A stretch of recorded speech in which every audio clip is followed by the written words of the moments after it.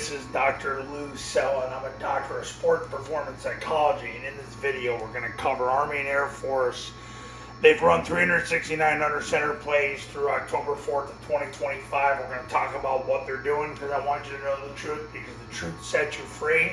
I don't want you to have to interpret it for some internet option fanboy or some third-hand source. I want you to know I document every single play of every single game.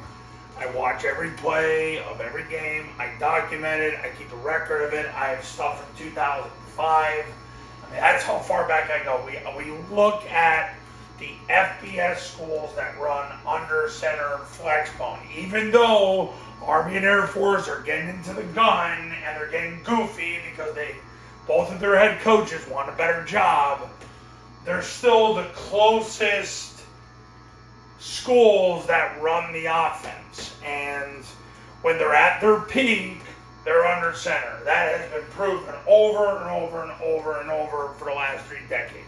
So even when they get goofy like they are right now, at the end of the day, what they do under center is what gets them to win. And my clients for the last 16 years win by going under center and running what the FBS schools are running. I get questions all the time, why don't I include Navy? After seeing what's going on this year, it's somewhat warranted, but if you really look at Navy really now more is when they go under center, they're doing more of a wing T type of offense anyway. So we're sticking with Army and Air Force for now. There might be a point where I do a dumpster dive into Navy. Now, as far as small colleges go, I've made videos for years. I don't go and do breakdowns of small colleges because, quite frankly, small colleges, they have much different variables than the academies. The one thing I am going to say about the academies, and I had this discussion with somebody the other day, and I've said it on this YouTube channel, I believe in terms of ability level, Army, Navy, and Air Force are narrowing the gap with a lot of the group of 5 schools, or whatever you want to call them, group of 6 schools. And frankly, they're able to block people one-on-one a lot better than they did 5 years ago. A lot of that is due to the portal has caused really worse football. The football is getting worse, and the kids at the academies are getting better because fewer and fewer of those players that play portal out. Because at an academy, if you portal out after your sophomore year, you got to pay everything back. So that's why you'll see players, if they start early enough, they will portal out as basically during spring ball or at the end of spring ball, because you can't portal out as a junior at an academy. Anyway, the main event, here we go. Zone dives run 89 times in 10 games. They're running it 9 times a game. Combined, 9 times a game. Mid-triple, they're running it 5 times a game. So zone dive utilization has definitely gone down. Now, the difference between last year and this year is I'm not targeting any shotgun plays. It's totally under center. But even with that, zone dive is down. They're running less of it this year, and I'm going to tell you the biggest trend is when they run it, they're running it with lids and rip motion to get the extra blocker, and they're running the fan concept. They're having the tackle fan to C gap, and they're having the A-back they bring over, be the third guy on the triple team, and then the other A-back wedges with the A-back that was brought over, and they go from there. Mid-triple is number 2. They're running the triple right around 5 times a game, which is pretty much where they've been the last several years. So this really isn't any different. Follow.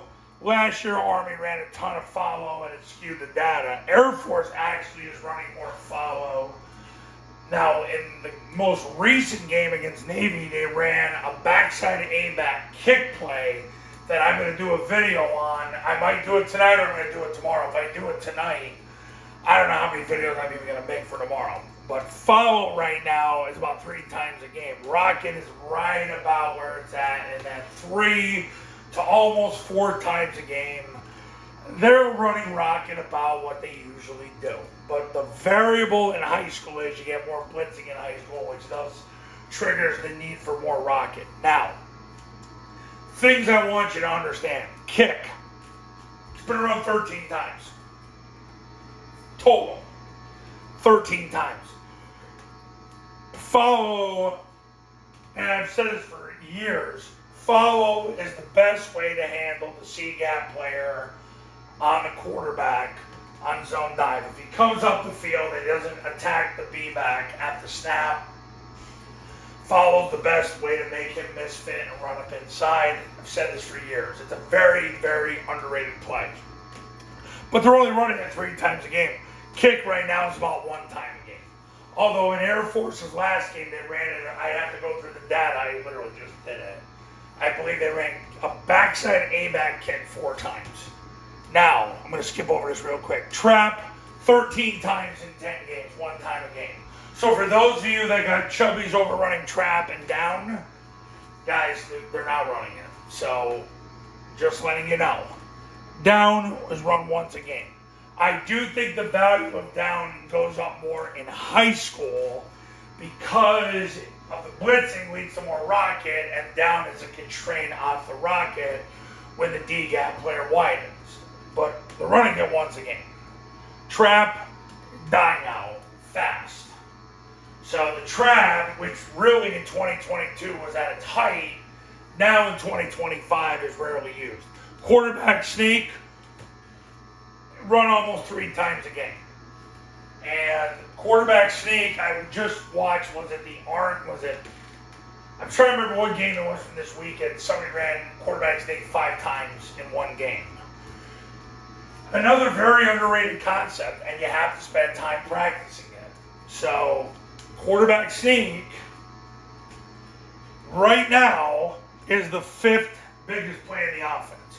Zone dive, mid-triple, rocket is number 3. And coaches, let's be honest, 20 years ago, it was the same 3 plays. Now, granted, these 2 were blocked totally different. This was a triple option, but it was inside veer. This basically was the tackle base block the read, and the quarterback handed the ball off to try to basically take advantage of the scrape exchange.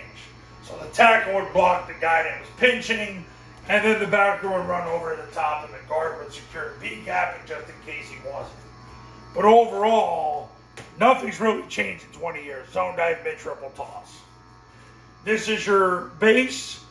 If the C-gap player comes down to take the dive, you run mid-triple. If they blitz, you toss it. Follow is the answer if the C-gap player comes up the field and takes the quarterback, and now you'll gain an extra player and get the C-gap player to misfit. Has a lot changed since last year? A little bit. Kicks down, trapping down, or way down.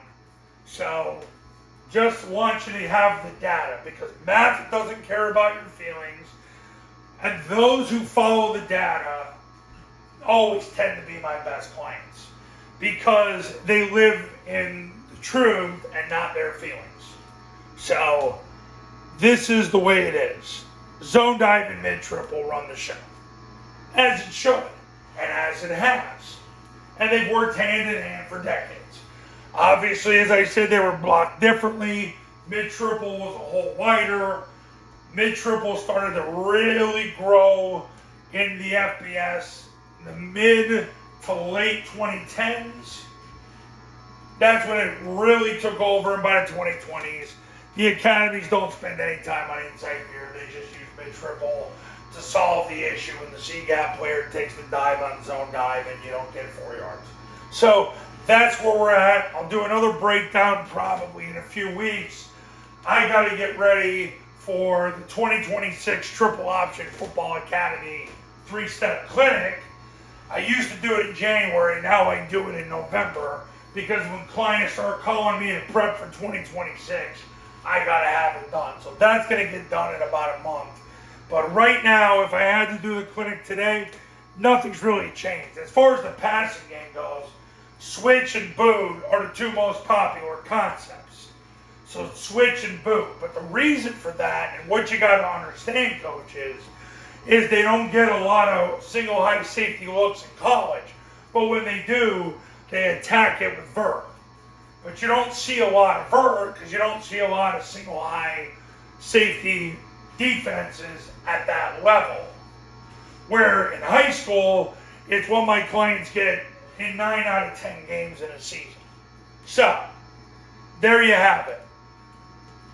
If you're ready to become a client, give me a call, 570-332-0265, 570-332-0265, and we'll talk soon.